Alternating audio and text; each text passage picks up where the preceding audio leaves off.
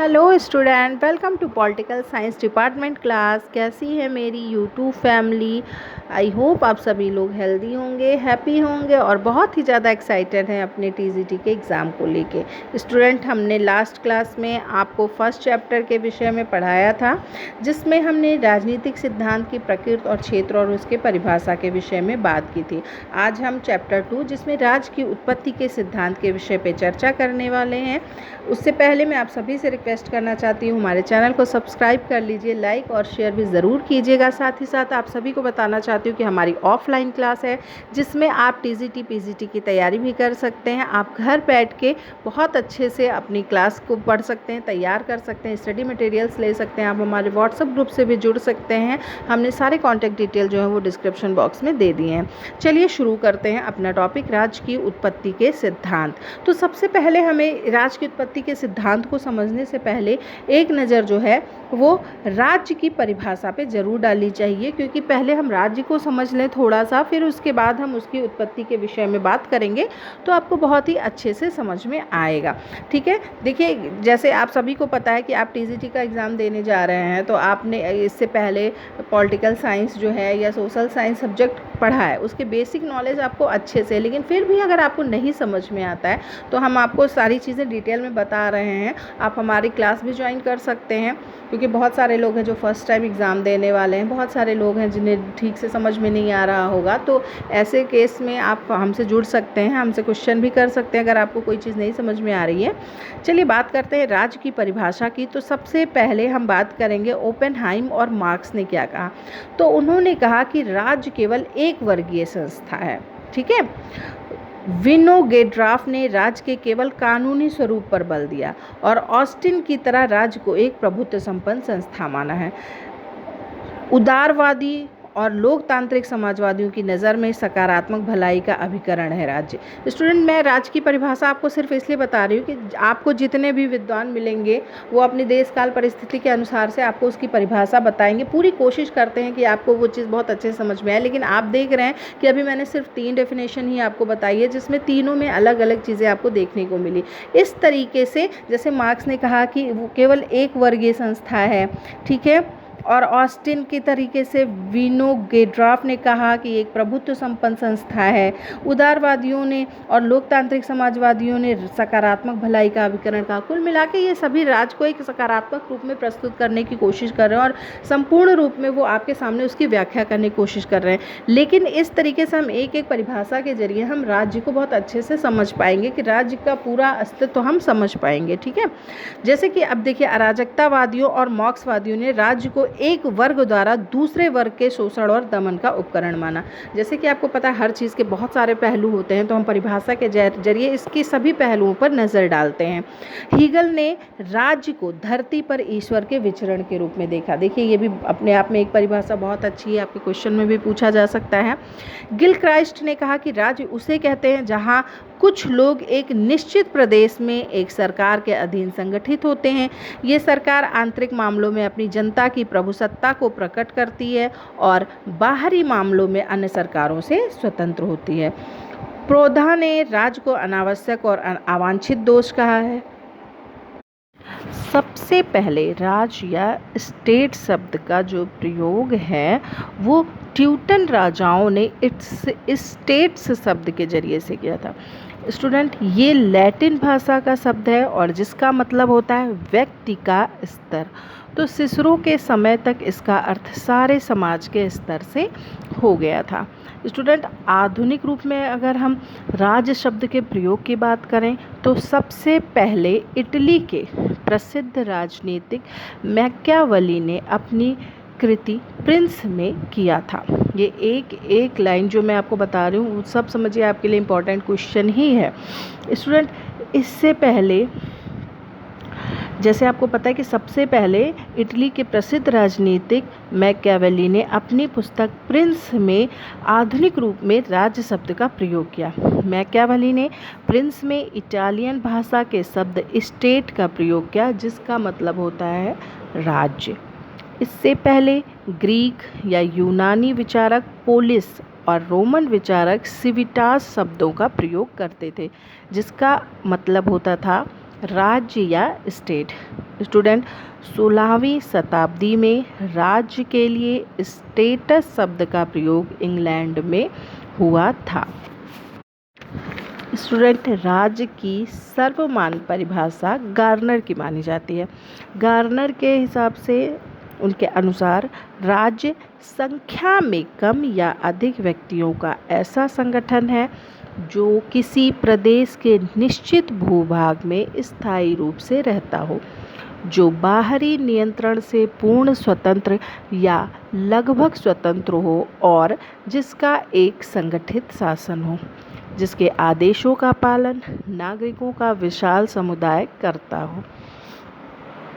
और साथ ही साथ मैं आपको एक चीज़ और बताना चाहूँगी कि व्युत्पत्ति के आधार पर राज्य का संबंध मात्र संप्रभुता से है। शक्ति को ही राज्य का आधार माना गया है।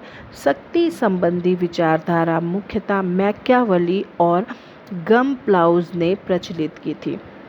इसी का अनुकरण बाद में रेटजेनहोफर, ओपेनहाइम और सिमेल ने किया, जो दार्शनिक शक्ति को राज्य के जीवन का आधार मानते थे।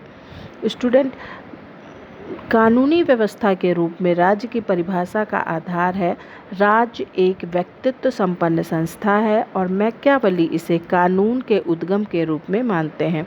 वर्तमान में इस विचारधारा के समर्थक हैं बिलोबी, बिल्सन और जेलीनेक। एक समुदायवादी सिद्धांतकार राज्य को समाज में सर्वश्रेष्ठ स्थान देते हैं और उसे और समुदायों से उच्च स्थान देते हुए उनको राज्य के अधीन मानते हैं। स्टूडेंट, अभी तो हमने राज्य की परिभाषा की बात की, जैसा कि हमारा टॉपिक है राज्य की उत्पत्ति के सिद्धांत, तो परिभाषा के जरिए हमने सभी के विचारों को समझा। अब उत्पत्ति के सिद्धांत है तो उद्देश्य और कार्य के आधार पर भी राज्य की परिभाषा हमें ज़रूर समझनी चाहिए, क्योंकि राजनीति शास्त्र के अंतर्गत हम जैसे पढ़ते हैं विचारधाराओं के अंतर्गत समाजवादी, साम्यवादी, उपयोगितावादी, तो इन सब की भी विचारधाराओं के आधार पर, उद्देश्य और कार्य के आधार पर राज्य की परिभाषा को हमें समझना होगा। तो सबसे पहले बात करें अगर व्यक्तिवादियों की, तो उन्होंने कहा कि राज्य एक संस्था है और जिसका अस्तित्व समाज में एक आवश्यक बुराई के रूप में रहता है और इसका काम पुलिस जैसा होता है। राज्य व्यक्तिगत स्वतंत्रता के लिए बाधक है। अगर उपयोगितावादियों की बात करें तो उनके अनुसार राज्य एक ऐसी संस्था है जिसका निर्माण मनुष्य की सुरक्षा, सुविधा और हित के लिए किया गया है, जिसका उद्देश्य अधिकतम व्यक्तियों को अधिकतम सुख पहुंचाना है। अब बात करते हैं विचारवादियों के अनुसार, तो उन्होंने कहा कि राज्य एक ऐसी संस्था है जिसका अपना व्यक्तित्व होता है और जो सामूहिक इच्छाओं को अभिव्यक्त करता है और इससे अलग व्यक्ति की कोई स्वतंत्र इच्छा नहीं होती है। अगर बात करें समाजवादियों की, तो उनके अनुसार राज्य एक ऐसी संस्था है जिसका काम सामूहिक हित साधना है। साम्यवादियों के अनुसार राज्य एक ऐसी संस्था है जिसका काम पूंजीपतियों के लिए श्रमिकों का शोषण करना है। तो इस तरीके से हमने देखा उद्देश्य और कार्यों के आधार पर राज्य की परिभाषा में हमने व्यक्तिवादी, उपयोगितावादी, विचारवादी, समाजवादी और साम्यवादियों के विषय में जानकारी ली। अब बात करते हैं राज्य के निर्माणक तत्व के विषय में, क्योंकि हम राज्य की उत्पत्ति के सिद्धांत पढ़ रहे हैं। तो इसमें हमारे 4 तत्व होते हैं, अनिवार्य 4 तत्व: जनसंख्या, सरकार, भूप्रदेश और प्रभुसत्ता। ठीक है, जनसंख्या, सरकार, भूप्रदेश और प्रभुसत्ता। स्टूडेंट, और भी डिटेल में जानकारी पाने के लिए आप हमारी ऑफलाइन क्लास ज्वाइन कर सकते हैं, हमारे व्हाट्सएप ग्रुप से जुड़ सकते हैं। हमने कॉन्टैक्ट डिटेल डिस्क्रिप्शन बॉक्स में दे दिए हैं और स्पेशल ऑफ़र आपके टीजीटी के लिए भी चल रहा है, इसलिए अगर आप चाहें तो टीजीटी पीजीटी दोनों की क्लास ज्वाइन कर सकते हैं। तो हम राज्य के निर्माणक तत्व की बात कर रहे हैं तो थोड़ा सा डिटेल इस पर भी ज़रूर जानना चाहिए। सबसे पहला तत्व जो हमने बताया जनसंख्या, तो प्लेटो ने अपनी बुक द लॉज में अपने उप आदर्श राज्य के लिए 5040 की जनसंख्या का सुझाव दिया था। आपका ये क्वेश्चन है, ये भी एक क्वेश्चन ही तैयार हो रहा है। और रूसो ने अपनी बुक सोशल कॉन्ट्रैक्ट में विशुद्ध प्रजातांत्रिक राज्य के लिए 10,000 की जनसंख्या को आदर्श माना। स्टूडेंट, अरस्तु ने कहा कि किसी राज्य की जनसंख्या ना तो इतनी ज़्यादा हो कि प्रशासनिक समस्या बन जाए और ना ही इतनी कम हो कि लोग शांति और सुरक्षा से ना रह सकें। तो जनसंख्या इतनी हो कि लोग आत्मसंतोष और आत्म पर्याप्तता का जीवन व्यतीत कर सकें। इस प्रकार से अरस्तु ने राज्य के लिए 1 लाख की जनसंख्या को अत्यधिक बताया है। अब राज्य के निर्माणक तत्व में दूसरा तत्व है भूप्रदेश। तो जेनेलिक के अनुसार 19वीं शताब्दी से पहले किसी भी लेखक ने राज्य की परिभाषा में भूमि या प्रदेश का उल्लेख नहीं किया है। मैक्स वेबर ने भूमि या प्रदेश को राज्य का सबसे आवश्यक तत्व बताया। साथ ही साथ प्लेटो और अरस्तु छोटे भूप्रदेश वाले राज्य के पक्ष में थे। लॉर्ड एक्टन ने विशाल भूभाग वाले प्रदेश का समर्थन किया। अब बात करते हैं राज्य के निर्माणक तत्व में सरकार की। स्टूडेंट, राजनीतिक संगठन और सरकार राज्य एक ऐसा साधन है जिसके द्वारा राज्य के लक्ष्य और नीतियों को क्रियान्वित किया जाता है। इसलिए सरकार राज्य का व्यवहारिक पक्ष है। सरकार एक एजेंसी की तरह है जिसके जरिए राज्य की इच्छा प्रकट और क्रियान्वित होती है। अब राज्य के निर्माणक तत्व में हम प्रभुसत्ता की बात करेंगे। तो प्रभुसत्ता को अंग्रेजी में सवर्जेंटी कहते हैं, जो लैटिन भाषा के शब्द सुप्रम से बना हुआ है। सुप्रम से बना है जिसका अर्थ है सर्वोच्च, यानी कि सुप्रीम। इस तरीके से प्रभुसत्ता का अर्थ है राज्य की सर्वोच्च शक्ति। तो लास्की ने कहा कि राज्य अपनी प्रभुसत्ता के कारण ही अन्य मानव संघों से भिन्न है। अब बात करते हैं राज्य के स्वरूप या प्रकृति की। तो प्लेटो ने राज्य के स्वरूप या प्रकृति के बारे में कहा कि राज्य मानव विवेक का प्रकटीकरण है। ये 4 मैं बता रही हूँ और ये चारों ही आपके एग्ज़ाम में पूछे जा सकते हैं, इंपॉर्टेंट है। राज्य का स्वरूप या प्रकृति में प्लेटो ने राज्य के स्वरूप या प्रकृति के बारे में कहा कि राज्य मानव विवेक का प्रकटीकरण है। अरस्तु ने कहा कि राज्य सद्गुणी जीवन की प्राप्ति का माध्यम और समुदायों का समुदाय है। हॉब्स, लॉक और रूसो जैसे संविधावादी राज्य को एक कृत्रिम या मानव निर्मित संस्था मानते हैं। साथ ही साथ बर्क के अनुसार राज्य ऐतिहासिक विकास का परिणाम है। अब हम बात करेंगे राज्य की प्रकृति के संबंध में वैधानिकता का क्या सिद्धांत है। स्टूडेंट, वैधानिक सिद्धांत राज्य को एक वैधानिक इकाई मानता है और उसे कानूनी व्यक्तित्व प्रदान करता है। कानून की नज़र में राज्य एक व्यक्ति सदृश है और यह एक वैधानिक संगठन भी है। राज्य की उत्पत्ति के सिद्धांत की बात कर रहे हैं, ये चैप्टर है। तो सबसे पहले हम दैवीय उत्पत्ति के सिद्धांत की बात करेंगे। स्टूडेंट, इस सिद्धांत के मूल में मानव की वो धार्मिक या रहस्यवादी प्रकृति थे जिससे उसने संसार की हर घटना में ईश्वर की अभिव्यक्ति और राज्य को भी इसी की तरह ईश्वर की सृष्टि माना। हर जाति के धार्मिक ग्रंथ में इस सिद्धांत का समर्थन किया गया है। ठीक है, तो इस तरीके से 17वीं सदी में स्टुअर्ट शासक जेम्स प्रथम ने अपनी बुक लॉ ऑफ फ्री मोनार्किन में इस सिद्धांत का बहुत ही प्रबल समर्थन किया था। स्टूडेंट, फिल्मर ने अपनी बुक पैट्रियार्का में राजा के दैवीय अधिकार के समर्थन में लिखा कि राजतंत्र सर्वोत्तम प्रकार का राजनीतिक संगठन है और राजा का राज्य में वही स्थान है जो कुटुंब में पिता का, राजा ईश्वर का प्रतिबिंब है। ठीक है, अब हम बात करते हैं दैवीय उत्पत्ति के सिद्धांत में इसकी कुछ विशेषताएं भी हैं। जैसे राजतंत्र पैतृक होता है जो पिता से पुत्र को प्राप्त होता है। राजा मानवीय रचना नहीं, ईश्वरीय रचना है। और राजा पृथ्वी पर ईश्वर का प्रतिनिधित्व करता है, वो केवल ईश्वर के प्रति ही उत्तरदायी है।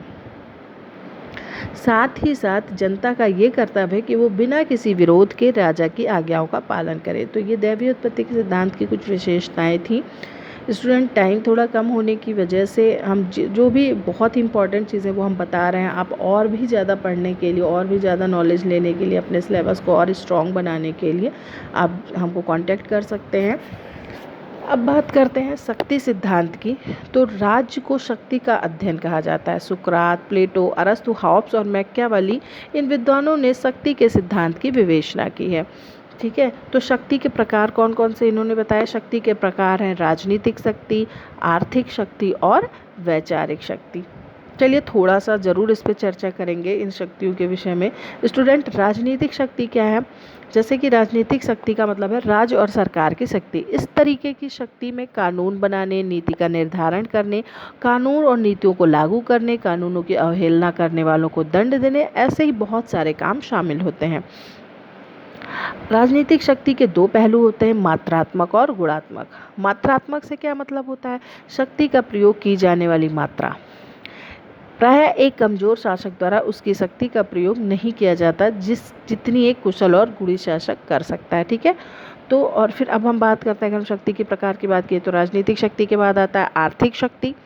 स्टूडेंट, आर्थिक शक्ति का मतलब है जो उत्पादन और वितरण के साधन, भूमि, संपत्ति और अन्य भौतिक शक्तियों के अधिकार या स्वामित्व से उत्पन्न होती है। ठीक, अब बात करते हैं वैचारिक शक्ति की।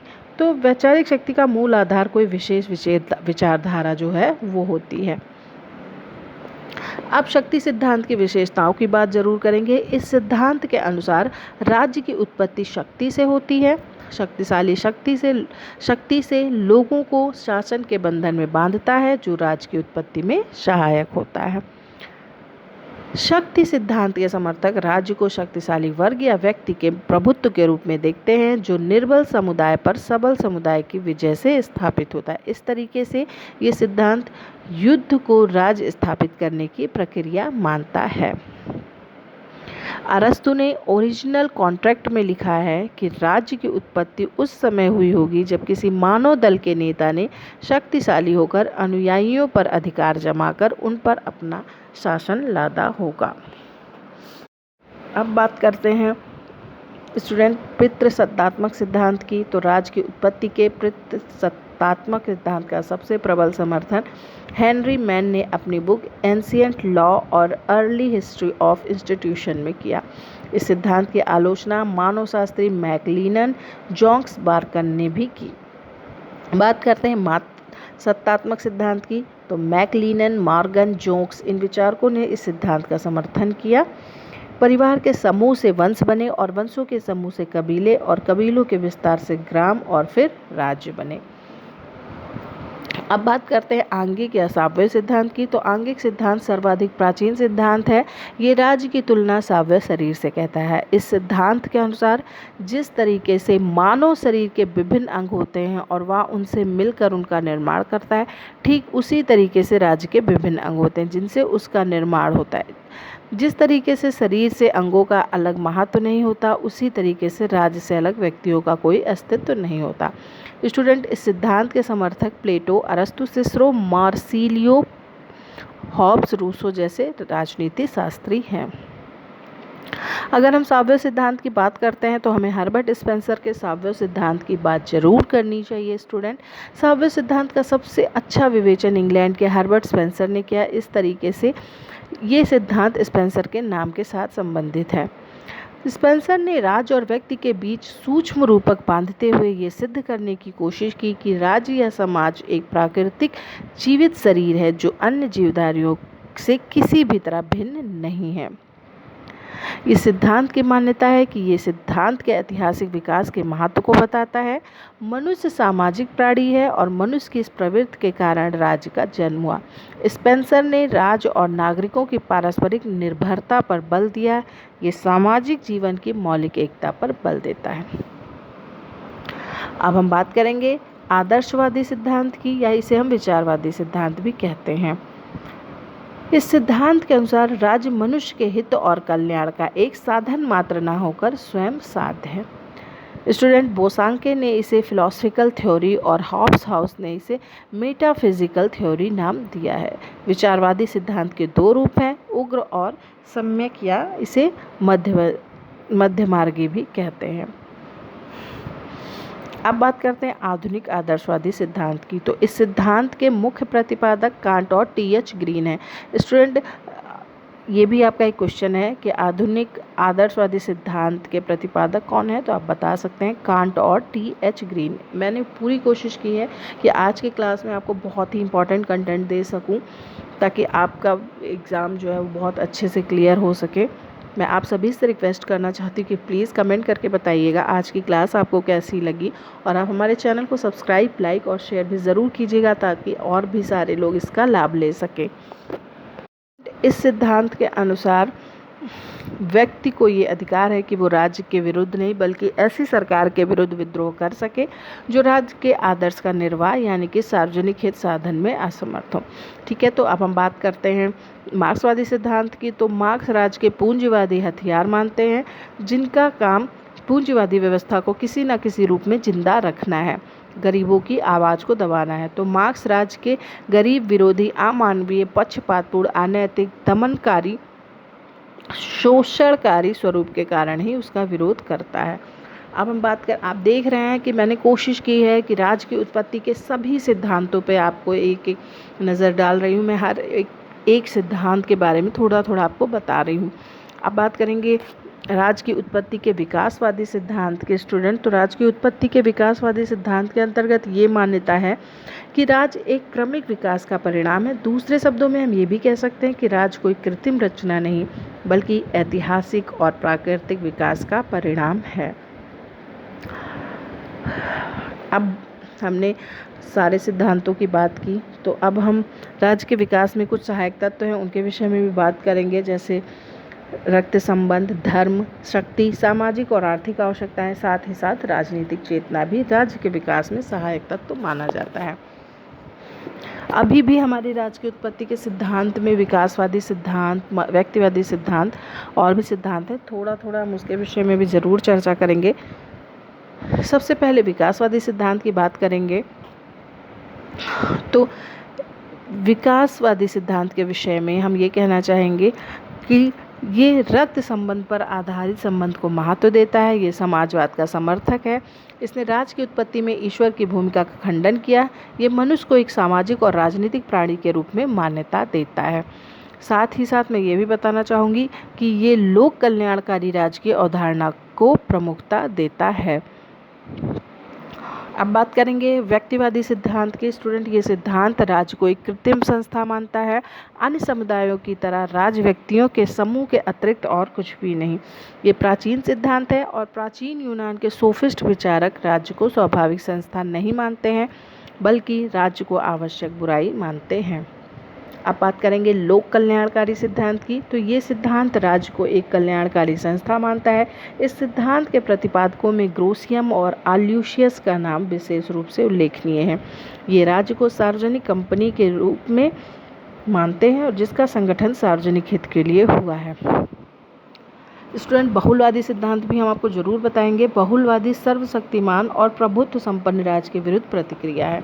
इस सिद्धांत के मुख्य आलोचक अर्नेस्ट बार्कर और बहुलवादी विचारक लास्की हैं। स्टूडेंट बहुलवादी राज्य को सर्वसंपन्न और शक्ति संपन्न संस्था नहीं मानते। इनके अनुसार परिवार, चर्च, क्लब, श्रमिक संघ आदि की तरह ही राज्य भी एक संघ है। अब बात करेंगे प्राकृतिक सिद्धांत की। तो इस सिद्धांत का प्रतिपादन प्लेटो और अरस्तु ने किया था। इस सिद्धांत के अनुसार राज्य एक प्राकृतिक संस्था है, मानव निर्मित नहीं। इस सिद्धांत की आलोचना सोफिस्टों और आधुनिक राजनीतिक विचारकों ने की थी। अब अंत में हम आपको बताएंगे सामाजिक संविदा या समझौता सिद्धांत। स्टूडेंट 17वीं और 18वीं शताब्दी में सामाजिक समझौता सिद्धांत की उत्पत्ति हुई। इस सिद्धांत के अनुसार राज्य दैवी संस्था न होकर मानवीय संस्था है। इसका निर्माण प्राकृतिक अवस्था में रहने वाले व्यक्तियों द्वारा पारस्परिक समझौते के आधार पर किया गया है। इस सिद्धांत के प्रतिपादकों हॉब्स, लॉक और रूसो ने मानव इतिहास को 2 कालों में विभक्त किया। स्टूडेंट, मैं उम्मीद करती हूँ कि आज की इम्पॉर्टेंट क्लास आपके परीक्षा में आपके लिए बहुत ही सहायक सिद्ध होगी। हमें कमेंट करके ज़रूर बताइएगा। हमारी ऑफलाइन क्लास है जहाँ आप कहीं भी हों, आप घर बैठे अपनी टीजीटी और पीजीटी की तैयारी कर सकते हैं बिना समय गंवाए हुए। आपको सारी इन्फॉर्मेशन मिलेगी। आपको अच्छे से क्लास के साथ साथ नोट्स, आपको स्टडी मटेरियल्स भी दिया जाएगा। आप हमारे व्हाट्सएप ग्रुप को भी ज्वाइन कर सकते हैं। हमने कॉन्टैक्ट डिटेल जो है वो डिस्क्रिप्शन बॉक्स में दिया है। Thank you.